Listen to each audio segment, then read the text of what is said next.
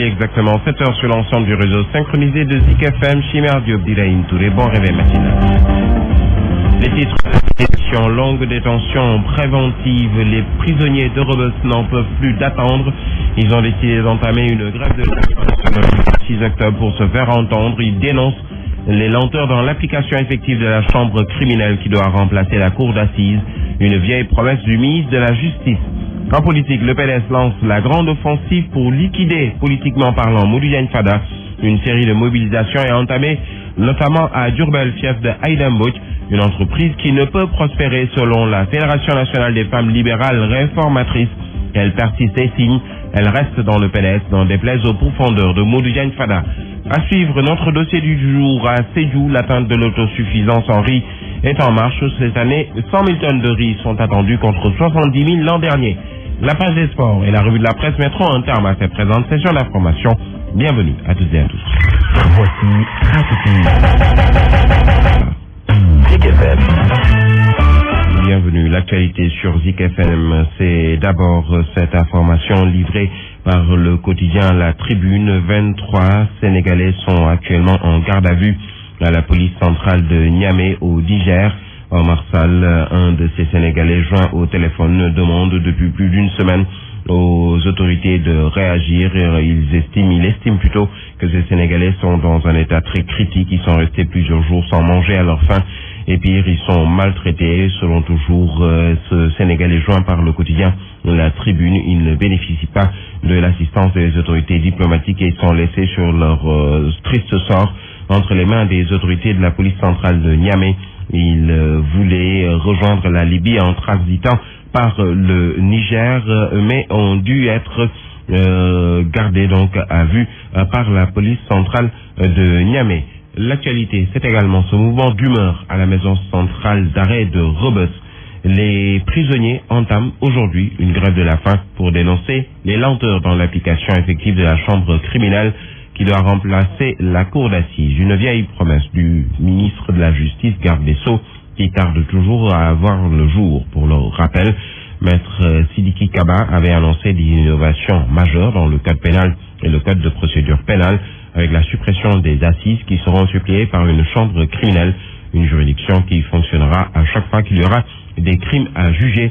Sachez que 3 responsables de cette grève sont actuellement en isolement.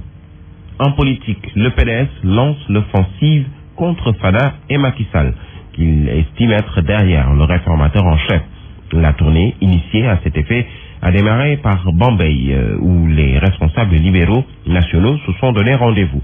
Ainsi, les libéraux assimilent le comportement de Modou Diagne Fada à de la pure trahison.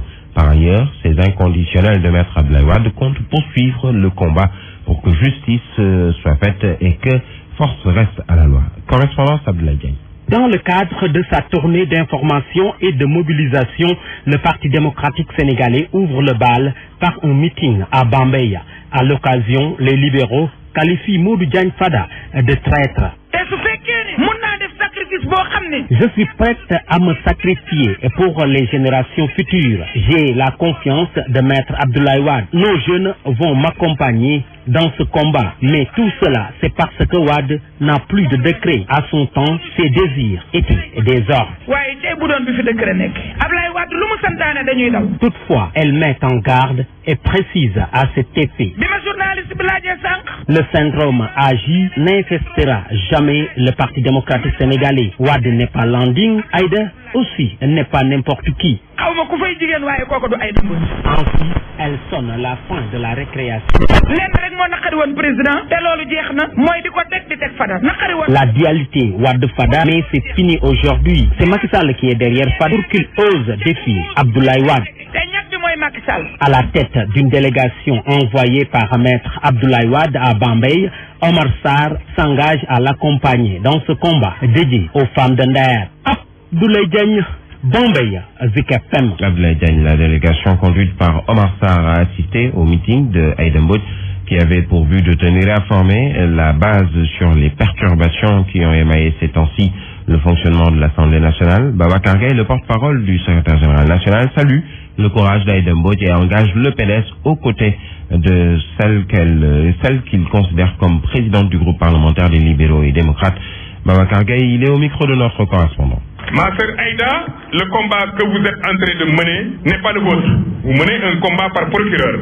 C'est-à-dire, c'est Modou Diagne Fada qui s'est attaqué à votre homme, ce gore, parce que la parité quand même vous l'avez porté ensemble, et je sais que vous gagnerez ce combat de la réhabilitation. Aïda, que tous mes souhaits de réussite vous accompagnent pour que cette lutte, qui n'est pas une lutte de sinécure, qui n'est pas une lutte pour occuper des positions, mais c'est une lutte de principe pour que le droit soit rétabli, mais surtout pour que l'éthique politique soit une réalité dans ce pays. Désormais, tu as mon soutien.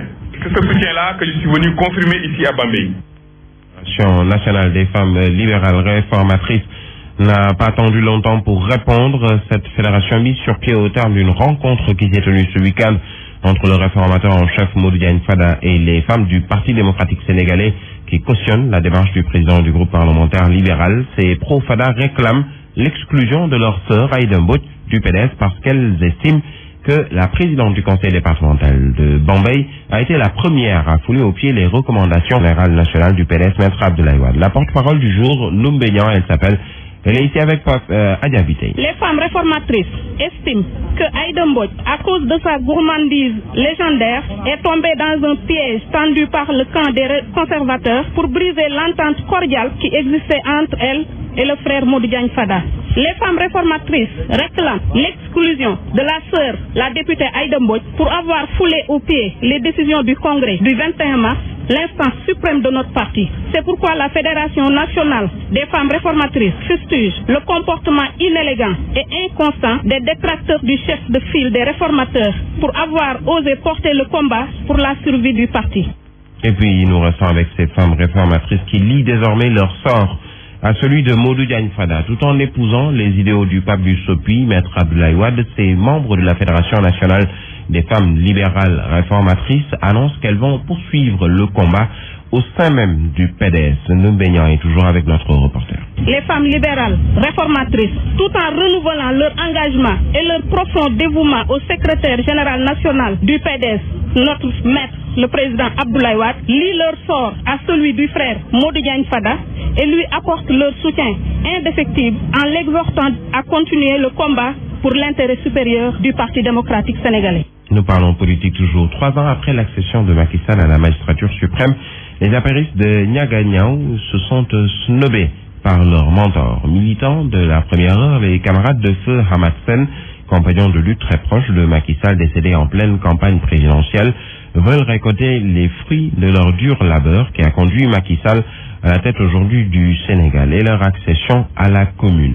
Ils ont fait face à la presse ce week-end pour réclamer plus de considération, mais aussi de postes de responsabilité dans les sphères étatiques. Correspondance à Bourg, Les militants de la coordination communale de l'APR de Niagagnaou sont dans tous leurs états. Depuis 3 ans de règne de l'APR, ils n'ont bénéficié d'aucune faveur du gouvernement, alors qu'ils ont mouillé le maillot. Djegan Ning porte leurs paroles. Les vrais militants de l'APR ont abattu un formidable travail de massification comme beaucoup ne l'ont pas fait dans le département. Cette massification nous a permis de participer à amener Macky Sall au second tour de la présidentielle de 2012, de lui donner une majorité qualifiée à l'Assemblée nationale et de remporter haut la main les élections locales. Malgré ces efforts, nous n'avons pas été récompensés alors qu'avec moins d'efforts, des responsables sont promus à des postes de DG, PCA, députés ou conseillers. C'est cette injustice que nous dénonçons alors que le président avait brandi son sabre contre les perdants. Une crielle de doléances qui n'épargne aucun secteur est alors listée. À l'instar des jeunes du Sénégal, que des Niagagnaous ont besoin d'emploi, de formation professionnelle et d'insertion sociale. Quant aux femmes, elles veulent davantage de financement, d'allègement de travaux des femmes par l'octroi d'unités de transformation céréalière. À Niagagnaou, nous avons besoin d'un lycée digne de ce nom. L'achèvement de notre gare routière s'impose et par voie de conséquence, le bitumage de la route Sandiara, Niagagnaou, Khombol. Nous réclamons un centre de santé. L'électrification rurale est attendue par les populations. Djeban de bander les muscles est averti. Nous alertons le gouvernement pour signaler que d'ici la fin de l'année, si rien n'est fait, on passera à la vitesse supérieure.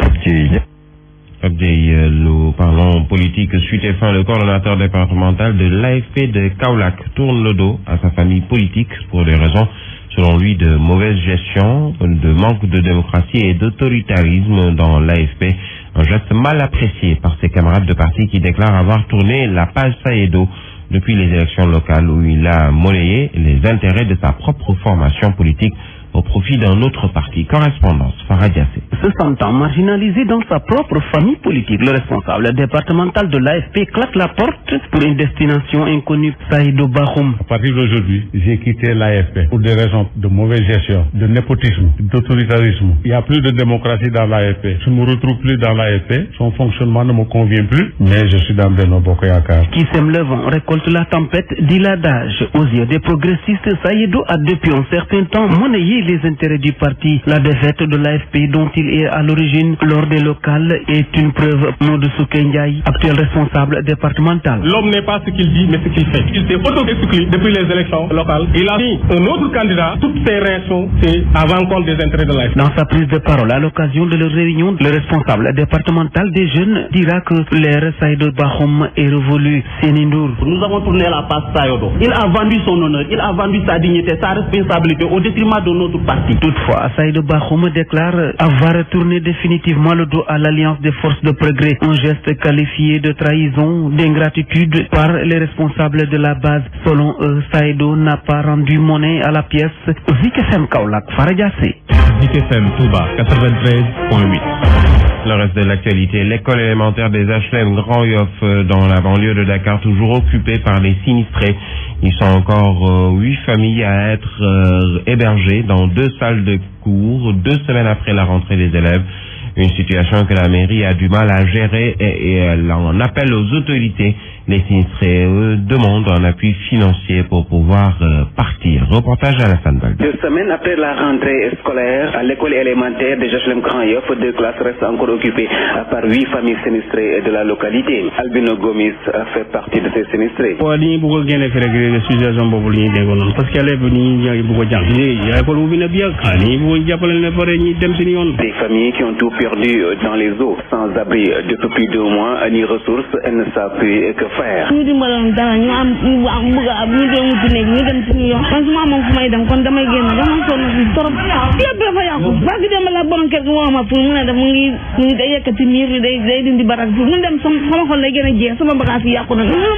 Devant cette situation, la mairie demande l'accompagnement des autorités pour faire libérer les classes. El Hadj Omar Gueye, agent de la mairie de Grand Yoff. ñi feebar ñi yóbbu leen hôpital ñi nga xamante ne tamit jox leen moustiquaire pompe salle de classe yi utal leen ay matelas yu ñu tëdd mais nag am na ci loo xamante ne mairie attanu ko mooy jël ay famille di leen utal fenn fu ñu dëkk loolu day jafe ci mairie donc ñun ñi ci profité di demander le soutien de l'État. Pressés par les élèves depuis lors qui leur demandent de libérer les classes, ces 8 familles craignent le pire, c'est-à-dire jetées à la rue comme l'a laissé entendre les autorités préfectorales dans les heures qui suivent. Grand Yoff, Alassane Baldé, Zik FM. Alassane Baldé, nous en arrivons, je vous le disais en titre, au dossier du jour. À Sédhiou, l'atteinte de l'autosuffisance en riz est en marche. Cette année, une production de 100 000 tonnes est attendue contre 70 000 l'année dernière. Révélation faite lors d'une tournée conduite par le gouverneur de région dans les zones de culture. À côté des mesures prises par le chef de l'exécutif régional pour améliorer la mise en place de l'engrais et lutter contre la divagation des animaux, les responsables de coopératives agricoles ont sollicité la construction de magasins de stockage pour conserver les récoltes et la mécanisation de la riziculture. C'est l'objet du dossier que nous propose notre correspondant à Sédhiou, Ibrahima Diallo. À Sédhiou, une production rizicole de 100 000 tonnes est attendue cette année, mieux que l'année dernière. Se sont félicités Amadou Baldé, directeur régional du développement rural de Sédhiou, et Madame Soane Ndenyima Koma de l'association de lutte contre l'exode rural. Déjà en 2014, on avait reçu 70 000 tonnes de production de riz. Et aujourd'hui, vu l'engagement que l'État a apporté à travers le PANAR, vu la participation des partenaires, je veux parler du PPDC qui a mis en place des intrants à hauteur de presque 4 000 tonnes, et vu aussi les engrais qu'ils ont eu à accompagner la production au niveau de la région de Sédhiou par le PPDC, et vu aussi l'encart à travers un programme qu'on appelle la grande diffusion à grande échelle de la production du riz, des semences de Mérika et de Sahel dans la casemence naturelle, nous espérons que nous allons dépasser cette année largement les 70 000 tonnes qu'on avait reçues l'année passée. Effectivement, on a eu un accompagnement merveilleux cette année. Aujourd'hui, je peux dire que les superficies ont triplé, voire quadruplé. Vous étiez sur le terrain, vous avez vu ce que les gens ont pu faire. Mohamed Sissé de la coopérative Pakao S, compte tenu de la production qui va doubler voire même tripler, a invité à la construction de magasins de stockage et à la mécanisation de la riziculture. Il faut d'abord un magasin de stockage pour nous permettre de stocker, parce que les semences doivent avoir une traçabilité. Il faut qu'on conserve bien les semences. Alors malheureusement, les magasins de stockage posent problème. Et deuxième problème aussi, c'est que déjà le problème de matériel agricole qui a fait défaut cette année, parce qu'on avait demandé au niveau de ces différents partenaires des tracteurs, malheureusement ça n'a pas été fait. C'était lors d'une tournée de suivi de la campagne agricole dans la région de Sédhiou, initiée par Habib Léon Ndiaye, gouverneur de la région de Sédhiou, qui n'a pas manqué d'annoncer des mesures concernant le retard accusé dans la mise à disposition de l'engrais et concernant la divagation des animaux. On a dit quelque part qu'il y a eu l'engrais qui n'a pas été mis à temps, donc à disposition donc des populations. Ça, j'ai tout de suite demandé au DERDER et nous allons travailler à sur ça pour faire le point de l'ensemble des fournisseurs qui ont pu honorer leurs engagements et ceux qui n'ont pas pu le faire. Ceux qui n'ont pas pu le faire, évidemment, nous rendrons compte au ministère de l'Agriculture pour que les mesures conservatoires nécessaires puissent être prises. Voilà, l'autre élément qui me semble tout aussi important, c'est le problème de la divagation du bétail. Ça, nous l'avons évoqué et j'ai lancé un appel pressant et solennel à l'endroit des maires et des autorités administratives, je parle des préfets et des sous-préfets, pour que toutes les dispositions soient prises afin que les efforts que nous avons remarqués sur le terrain ne soient pas annihilés tout simplement par des gens qui ont été malveillants et qui ont laissé quelque part le troupeau aller donc brouter donc les productions. Les mêmes performances sont notées dans la production céréalière avec près de 2000 hectares de maïs emblavés dans le domaine agricole communautaire de CFA. Sédhiou, Ibrahima Diallo, Zik FM. Zik FM Ziguinchor 93.2. Du sport. L'actualité des sports dans ce studio pour nous présenter cette page sport. Lamine, bienvenue, bonjour. Bonjour. Donc je pense qu'il faut qu'on continue de travailler parce que ça ne va pas si on a raté 2 fois et ça ne va pas. Ouais, donc si tu rates 2 cannes, c'est un peu compliqué, hein, donc il faut beaucoup de boulot. Hein. Je pense qu'il faut qu'on fasse beaucoup de boulot et remettre encore beaucoup de choses en place. C'est un échec parce que pour la CHAN, c'est un échec parce que 2 CHAN, l'équipe de Sénégal n'a pas participé, l'équipe locale. Ça a bien notre championnat, ça reste. Mais bien sûr, il y a des manquements parce que c'est dommage parce que tout le temps que tu as une groupe ou tu as une équipe et après tu perds 4 ou 5, 6 jours, donc ça veut dire qu'il y a quelque chose qui ne va pas. C'est clair qu'il y a quelque chose qui ne va pas. La Guinée qui est déjà à son 5e jour de son championnat, le Sénégal qui n'a pas encore démarré son championnat, donc sûrement que ces joueurs n'avait absolument rien dans les jambes. La Guinée qui va découvrir cette compétition, c'est une toute première qualification. Alors, nous parlons des Olympiques qui sont en regroupement dès demain. Oui, l'équipe de Serigne Saliou Dia prépare 2 échéances à venir. Il s'agit d'abord du tournoi de l'UFOA et la CAN des U23. Cette CAN prévue ici à Dakar et à Hambourg, c'est à partir du 28 novembre et qui va justement distribuer les 3 tickets des Jeux Olympiques de 2016. Les joueurs reprennent donc le chemin du centre Jules-François Bocandé de Toubab Dialao. C'est du 27 octobre, donc demain, au 6 novembre. Ils sont 24 à être appelés par le staff Serigne Saliou Dia Badara Sarr, justement, devenu entre-temps le coach de Pékin. Vous avez peut-être suivi hier ses premiers mots sur Zik Sport. Alors, nous terminons avec l'Europe. Paris s'envole. Sadio Mané a marqué en Angleterre avant d'être sorti et le Real Barça toujours au coude à coude en Espagne. Oui, en France tout d'abord, c'était la 11e journée et le PSG n'a pas fait de détails devant Saint-Etienne et Bayal-Sall, battu 4 buts à 1. Marseille s'est relancé à Lille en gagnant par 2 buts à 1. Monaco en a fait de même à Reims, 1 à 0. Et puis Bordeaux aussi a gagné devant 3, 1 à 0. Le PSG, plus que jamais leader, compte 7 points d'avance sur Angers, 2e, 8 sur Caen et 10 points sur Lyon. Lyon, 4e au classement. Marseille pointe à la 16e place avec déjà 17 points de retard sur le Paris Saint-Germain. En Angleterre, Sadio Mané, vous l'avez dit, a marqué hier l'égalisation en fin de match pour Southampton, son club sur la pelouse de Liverpool. 1 but partout, score final, privant ainsi Jürgen Klopp, c'est le nouvel entraîneur des Reds, d'un premier succès. Le derby mancunien entre United et City a accouché d'un nul vierge 0 à 0. Rien ne va plus pour Newcastle, battu encore une fois par Sunderland 3 à 0, alors que Tottenham a complètement explosé le premier. Bournemouth 5 buts à 1. Au classement, City compte 22 points et devance Arsenal à la différence de but. West Ham, c'est l'équipe de Diafra Sakho et de Cheikhou Kouyaté. West Ham donc qui avait battu Chelsea samedi et troisième au classement. Quatrième West Ham et United donc troisième et quatrième.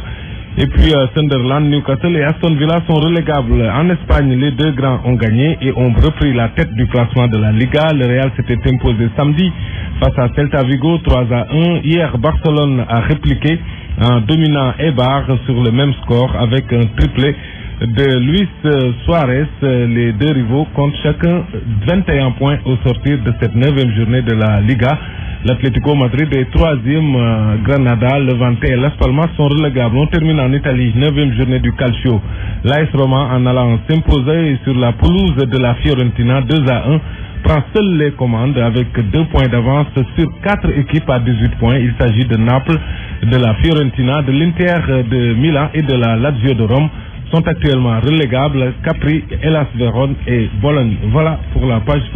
Merci à vous, Lamine Gueye. À l'instant, la fin de cette page des sports.